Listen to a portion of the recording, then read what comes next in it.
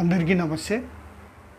మనకి కొన్ని పోటీ పరీక్షల్లో ఎగ్జాంపుల్ డిఎస్సి కావచ్చు, లేదా కానిస్టేబుల్ కావచ్చు, లేదా వివిధ రకాల పోటీ పరీక్షల్లో కావచ్చు, మనకు జియోగ్రఫీ నుంచి అనేక అంశాల్లో బిట్స్ అడుగుతూ ఉంటాడు.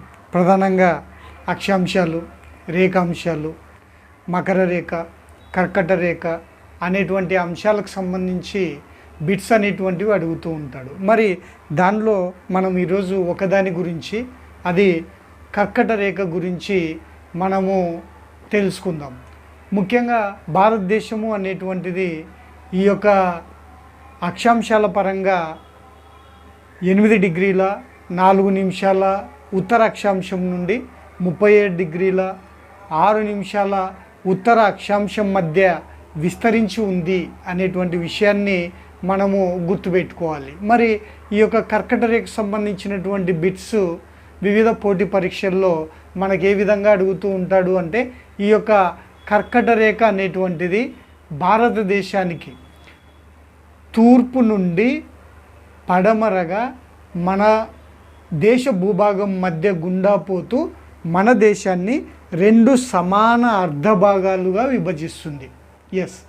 భారతదేశాన్ని 2 అర్ధ సమాన భాగాలుగా విభజించేటువంటి రేఖ ఏంటి అంటే కర్కట రేఖ అనేటువంటిది. ఇక మన దేశంలో కర్కట రేఖ అనేటువంటిది ఎన్ని రాష్ట్రాల గుండా ప్రయాణం చేస్తూ ఉంది అనేటువంటి ఒక బిట్ అడుగుతాడు. ఆ యొక్క కర్కట రేఖ ప్రధానంగా భారతదేశంలో 8 రాష్ట్రాల గుండా ప్రయాణం చేస్తుంది అనేటువంటి విషయాన్ని మనము గుర్తుపెట్టుకోవాలి. ఇక్కడ 8 రాష్ట్రాలు ఏవేవి మనము ఇక్కడ నుంచి తీసుకుంటే, అంటే తూర్పు నుండి తీసుకుంటే ఆ 8 రాష్ట్రాలు ఇక్కడ మిజోరాం, త్రిపుర, పశ్చిమ బెంగాల్, జార్ఖండ్, ఛత్తీస్గఢ్, మధ్యప్రదేశ్, రాజస్థాన్, గుజరాత్, ఈ 8 రాష్ట్రాల గుండా కర్కట రేఖ భారతదేశంలో ప్రయాణం చేస్తుంది.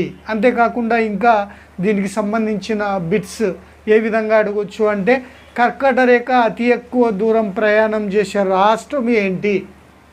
భారతదేశంలో కర్కట రేఖ ఏ రాష్ట్రం గుండా ఎక్కువగా ప్రయాణం చేస్తుంది అంటే మనము మధ్యప్రదేశ్.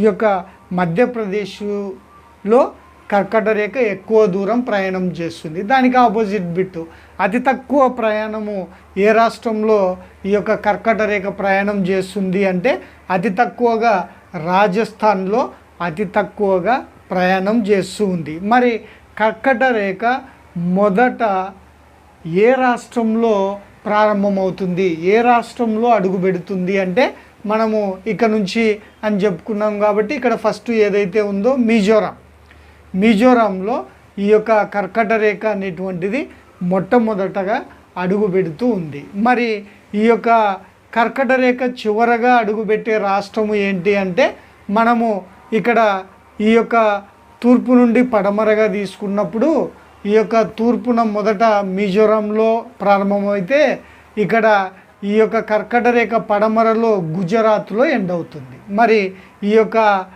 గుజరాత్ అనేటువంటిది చివరగా అడుగుపెట్టే ఇది ఎక్కడ అంటే రాజస్థాన్, గుజరాత్, రాజస్థాన్ కాదు గుజరాత్. ఇక మనకు చాలాసార్లు అడిగినటువంటి బిట్టు, కర్కట రేఖను 2 సార్లు తాకే నది ఏంటి అంటే ఈ యొక్క మహీనది. మహీనది అనేటువంటిది ఎక్కడ ఉంది అంటే మహీనది అనేటువంటిది గుజరాత్లో ఉంది. మరి ఈ విధంగా కర్కట రేఖకు సంబంధించినటువంటి బిట్స్ అనేటువంటివి అడుగుతుంటాడు. అంతేకాకుండా ఈ యొక్క మకర రేఖకు సంబంధించినటువంటి బిట్స్ కూడా అడుగుతూ ఉంటాడు. ఆ మకర రేఖకు సంబంధించినటువంటి ఆ బిట్స్ మనం నెక్స్ట్ వీడియోలో మనము తెలుసుకుందాము. ధన్యవాదములు.